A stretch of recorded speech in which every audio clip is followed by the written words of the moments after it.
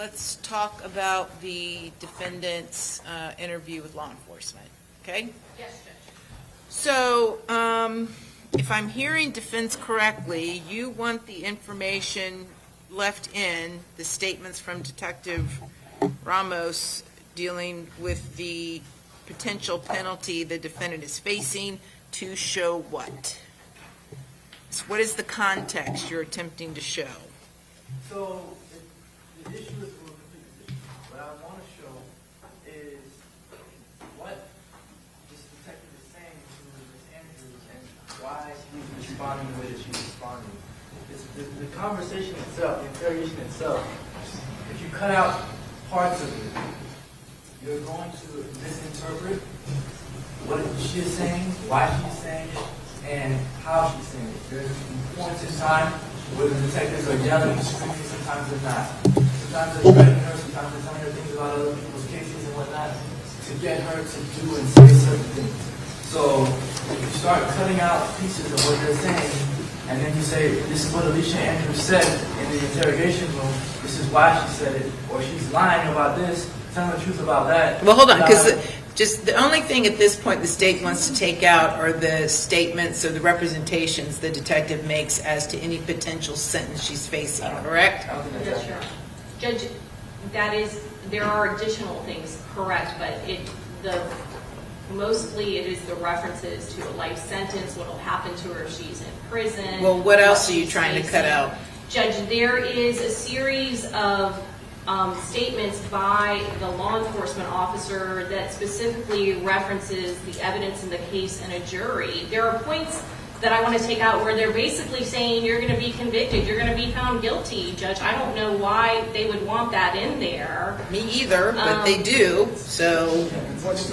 Judge, and there are certain statements along those same lines where they're specifically talking about a jury and what the jury will find and what the jury will think, which I think is completely inappropriate statements to make to the jury. The jury's going to make what they want of the evidence on their own. They shouldn't be told by a detective what to think or what to make of the evidence. And if they do not want the detective's statements, and the statements that he made, and again, this is not just about that she was going to serve a life sentence, because there are several more statements that the state is identifying. But if they don't want the statements to come in from what the detective said, then none of it should come in. Okay, so state, why can this not be cured like with a limited instruction, similar to what is requested? Oftentimes when this comes up, it's because law enforcement will be confronting a defendant with other evidence, and there's an instruction that can be given that the jury's not to consider the opinions of law enforcement. So why can't that cure the problem? Judge, normally it's the defendant asking for that. I know, but we're not normal. Listen, I know. Listen, it's not your job, okay, to do their job. And it's not their job to do your job. They say they want the whole thing in. So now my question to you is, since they've made the decision, meaning the defense, that they want the whole thing in, why can a limiting instruction not cure the problem? Judge, because it's not relevant. What the detectives are saying is it's not appropriate for the jury to even consider what the potential sentence will be. I know, but can't I tell the jury that? Judge, it is several statements of the detective saying you're throwing your life away, you're going to be in prison for the rest of the life. We're talking murder one, you are going to be in for life. And then there are several more references to prison.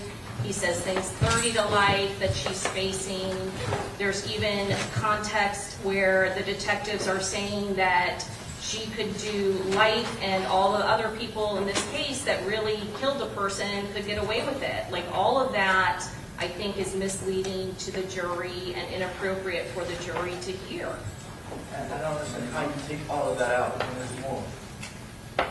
I think the limiting instruction is just fine. If the court says to the jury, which it does in the jury instructions that are read before they go to deliberate, that the jury is not to consider a sentence or anything like that. Well, I would give a limiting instruction at the time Detective Ramos testifies about the interview.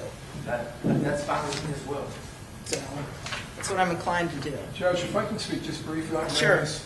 Doherty's handling this, but I'm pretty familiar with the case law on this. There's nothing wrong with the state redacting a statement in their case in chief. Under the rule of completeness, if we do a recording, if we redact a recording, depending on relevance and the court's ruling upon relevance, the defense can then put the remainder on in their case in chief. Normally, I think what Ms. Doherty's trying to point out is it's normally the defendant trying to exclude portions of a statement, and that's not the case here. I realize that. But there's nothing to prevent us from chopping up this recording and putting in what we deem fit to put in, as long as it's relevant and deemed to be relevant by the court. The defense then has an opportunity in their case in chief to put the remainder in if they wish, if it's also deemed to be relevant by the court. Well, they have to wait for the defendant's case in chief? Couldn't they ask pursuant to the rule of completeness that it be played in its entirety at the time it's admitted? Right, and the way that works under at least the law that I've reviewed, and I just looked at this last year on a case that I was preparing for trial on, they can present that in their case in chief. Well, you guys need to get some case law. So I've looked at case law, okay? What I could find, both of you do. So I guess tomorrow you need to bring two versions. One that's redacted, the way you want it redacted. The second one that's not redacted. That's the whole thing. And so when it comes to sentencing, the penalty is irrelevant to the jury's sole responsibility of determining a defendant's guilt or innocence. That the jury cannot be privy to the myriad factors which must be considered in sentencing, and that the court's advising the jury of the possible penalty is wholly inconsistent with the jury's responsibility to disregard the consequences of its verdict and tends to encourage a deplorable phenomenon which has come to be referred to as, quote, jury pardon, close quote. So I'll actually put case law on the record. Okay. For this rule of completeness issue, Whitfield versus State. What's this? Tell me the site.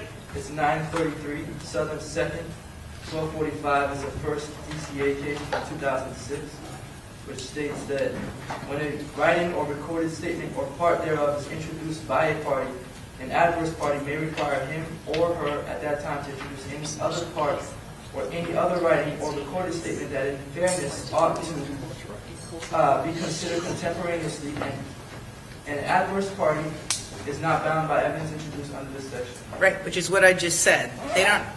The rule of completeness doesn't require the defendant have to put it on in their case in chief. It just requires that the interview or the statement has to be produced in its entirety when it's originally produced. Okay. That's just the case law. Right. I'm not going against what you're saying. I'm just citing case Right. law. You're just affirming what I just ruled, which is great. Okay. So any other cases? No, unless there's something that Okay. the state has. So anyway, state honestly, you're going to need to come up with something.